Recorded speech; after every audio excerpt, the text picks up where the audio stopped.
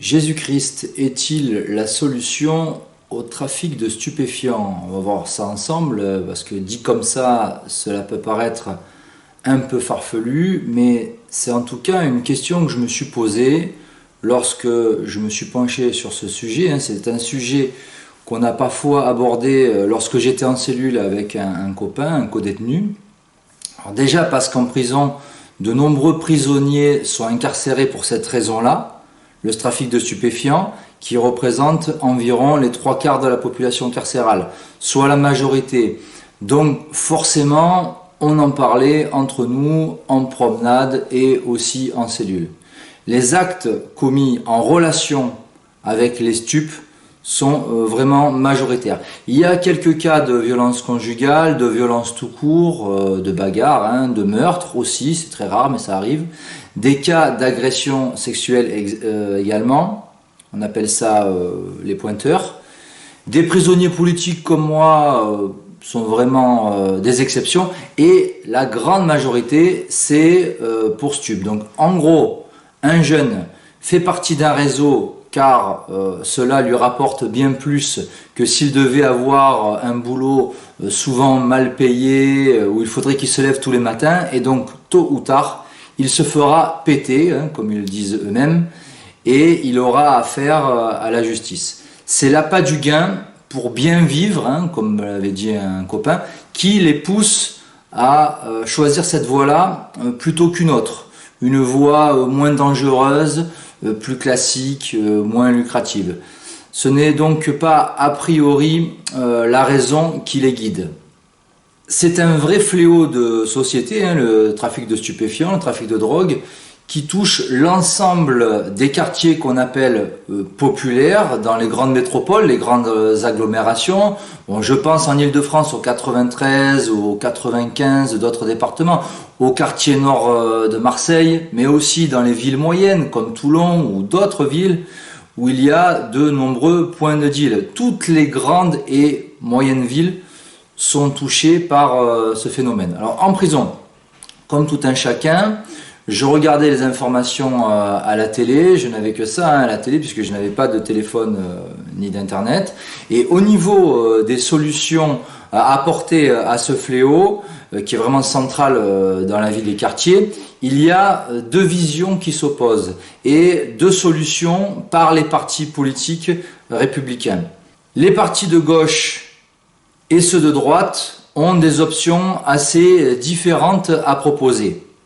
Ceux de gauche, tout d'abord, c'est de donner toujours plus d'argent aux associations de quartier qui généralement votent à gauche. Donc ils engraissent ceux qui voteront ensuite pour eux et sans régler aucun problème. Donc le trafic perdure, c'est un constat.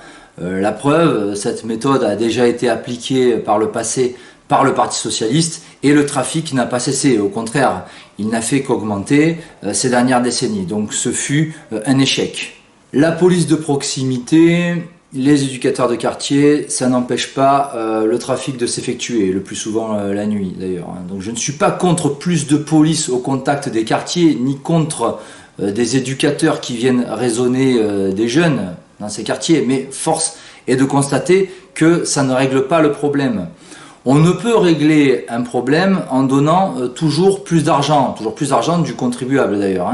Donc un éducateur de quartier, j'en connais plusieurs notamment dans les sports de combat, il n'empêche pas un jeune de charbonner, de faire de l'argent dans un réseau. Ce n'est pas son père ni son mentor, l'éducateur. Il constate juste les dégâts. Il n'a aucune emprise sur ces jeunes la plupart du temps.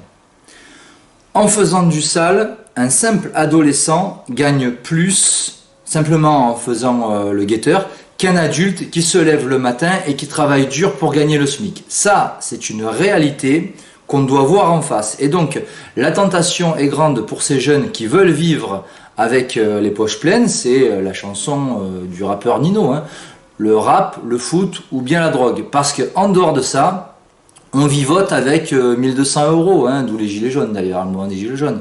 Donc on ne vit pas si on est un jeune de quartier, ou alors on vit chez ses parents, on n'est pas considéré par son quartier. On est considéré si on est un bon boxeur, un sportif de haut niveau, ou si on fait de l'argent. Et faire de l'argent égale stup la plupart du temps. Voilà. Donc ce n'est pas la majorité hein, qui deviennent des Zidane ou des Tony Parker, hein, sinon ça se saurait. D'où l'importance du niveau de salaire, du niveau de vie, pour se sentir respecté, pour vivre déjà, hein, et donc pour être quelqu'un, d'où la tentation pour eux du réseau. Donc cette méthode de gauche, donner toujours plus de moyens, elle est coûteuse pour l'État et donc pour le contribuable. Elle a échoué et elle continuera d'échouer. La solution de droite qu'on retrouve chez les Républicains, Valérie Pécresse, Xavier Bertrand, Laurent Saillet qui squatte à CNews, mais cette solution de droite on la retrouve aussi au Rassemblement National de Marine Le Pen, également chez Jean Messia, Éric Zemmour bien sûr, c'est de sanctionner sévèrement, de mettre les trafiquants en prison. On construit plus de prisons, alors que pour rappel, beaucoup de prisons sont déjà surchargées. Donc ces gens-là qui nous donnent des leçons de justice, hein, presque tous les jours à la télévision, comme Charlotte Dornelas aussi hein, d'ailleurs. Hein. Donc ces gens-là nous disent qu'il faut aller au bout des peines prononcées, qu'il ne faut pas accorder de remise de peine, que la peur doit changer de camp, qu'il faut sévir pour éradiquer le problème. Ces gens-là, déjà, ils nous parlent de la prison sans la connaître, hein, du système judiciaire aussi sans le connaître. Donc, à les entendre, on a l'impression que la prison, c'est rien du tout. Or, quand on ne sait pas de quoi on parle, le mieux déjà, c'est de se taire. Hein. C'est comme au sujet de ma propre affaire, hein, d'ailleurs. Hein. Il y a des gens qui, à la télévision, se sont exprimés alors qu'ils ne savaient rien de l'affaire. Voilà. Donc, il faut se taire dans ce cas-là. Encore récemment, dans une prison surpeuplée, là où j'étais, hein, à la Farled, il y a eu un nouveau mort en cellule, un jeune qui est décédé en cellule, hein, ce qui n'est pas rien. Donc entasser encore plus les jeunes en cellule, je ne crois pas que ça résoudra le problème, au contraire, ça va l'empirer. Et à en croire les politiciens de droite, il faut faire plus de prisons.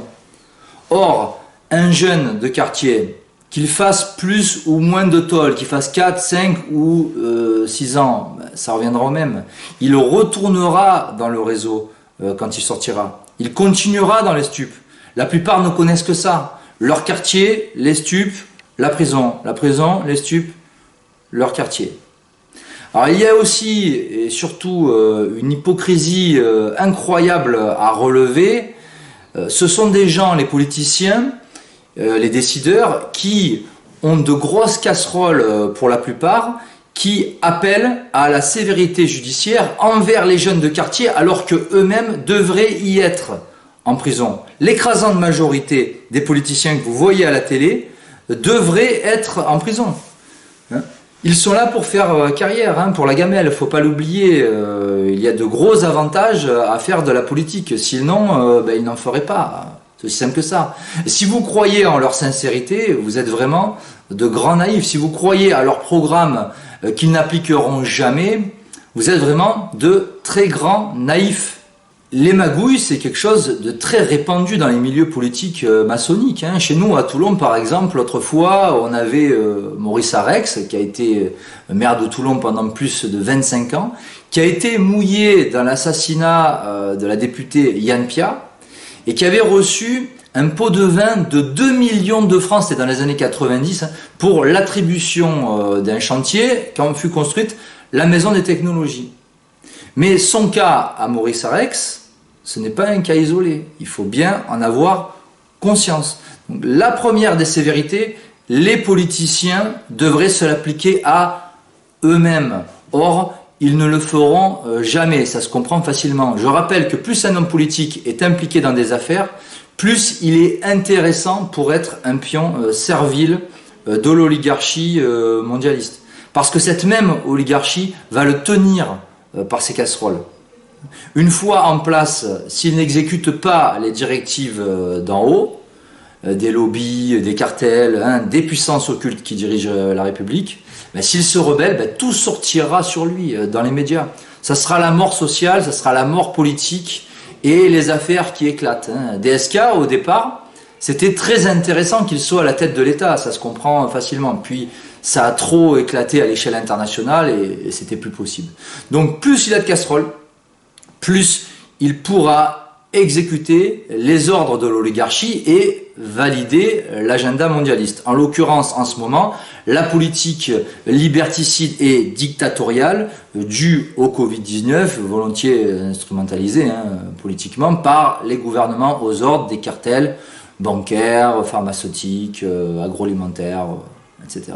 Revenons aux stupes, la politique pénale sanctionne sévèrement le trafic de stupéfiants, le trafic de drogue, plutôt que les pédocriminels, soit dit en passant. La vente de cannabis, de cocaïne, est très réprimée parce que ces substances sont nocives, parce que ça tue des gens. Voilà ce qu'on nous dit.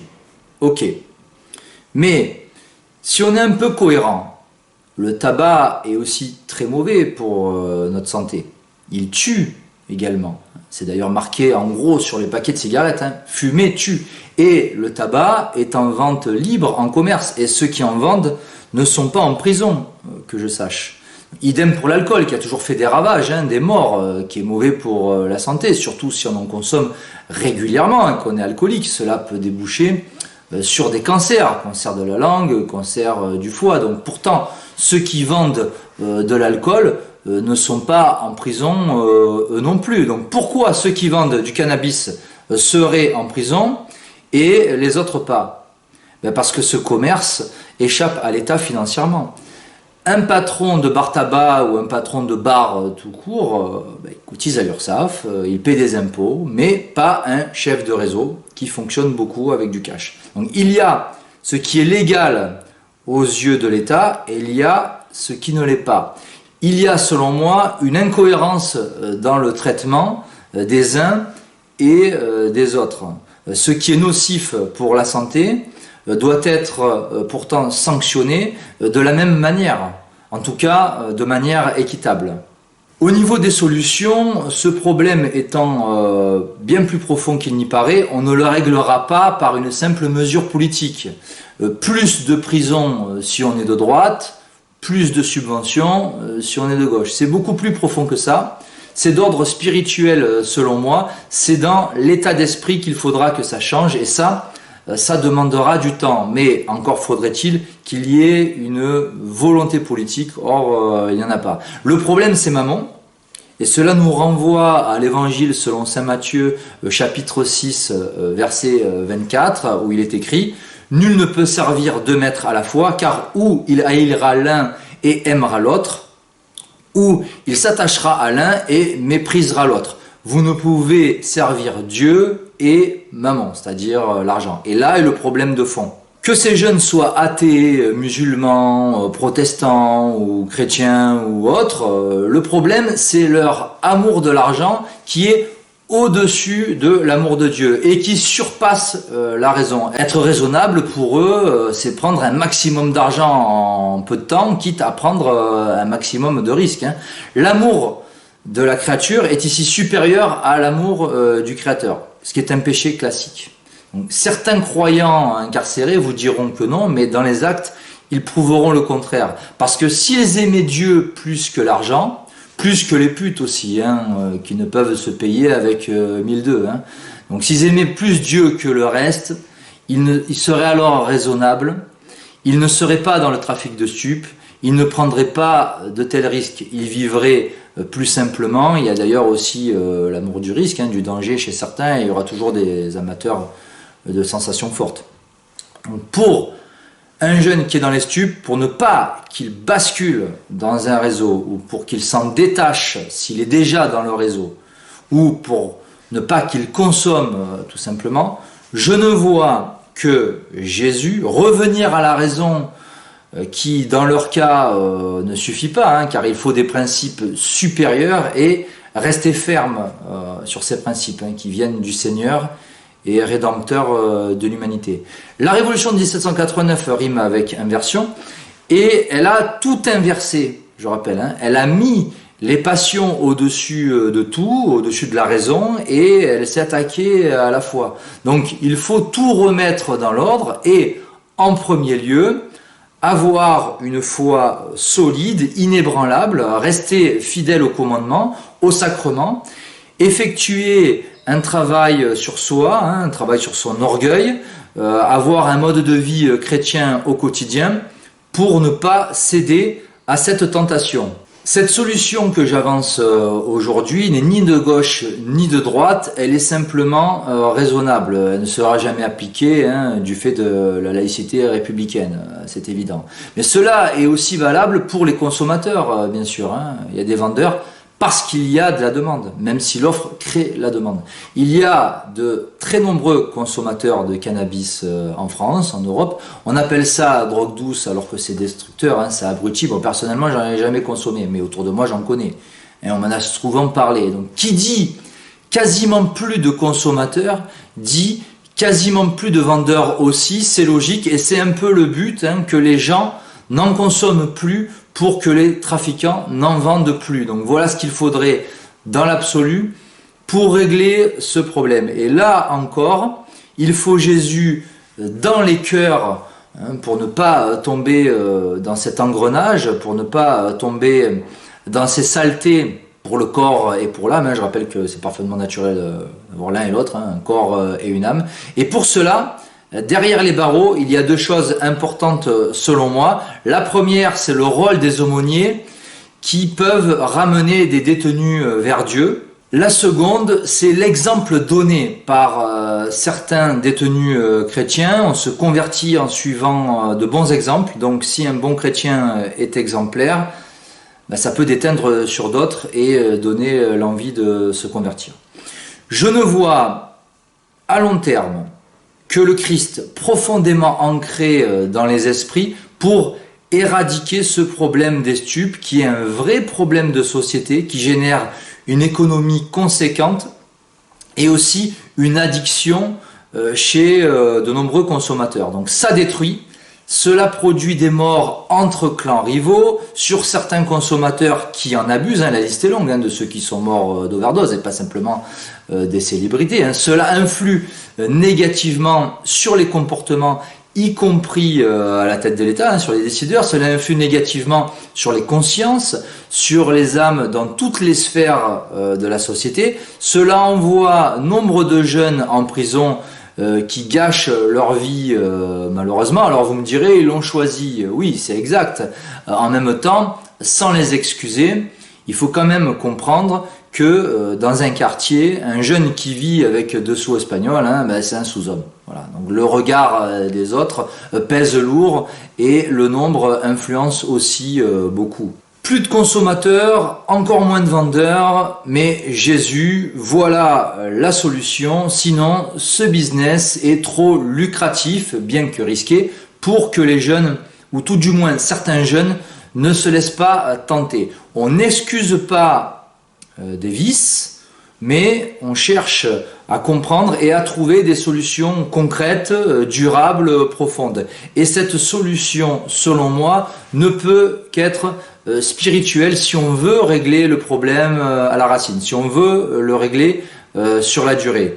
Une vraie foi, de vrais principes de vie, avec de bonnes habitudes pour ne pas tomber dans ce fléau d'un côté ou de l'autre, vendeur ou consommateur. C'est en tout cas mon avis sur la question. Ce n'est pas un dogme de foi pour autant, vous vous en doutez, c'est juste mon avis. N'hésitez pas à le partager si vous l'approuvez. N'hésitez pas à donner votre propre avis dans les commentaires, je vous lirai. Je suis prêt à débattre sur ce sujet très important de notre société. Voilà, je vous dis à très bientôt. Que Dieu vous garde. Ciao, ciao.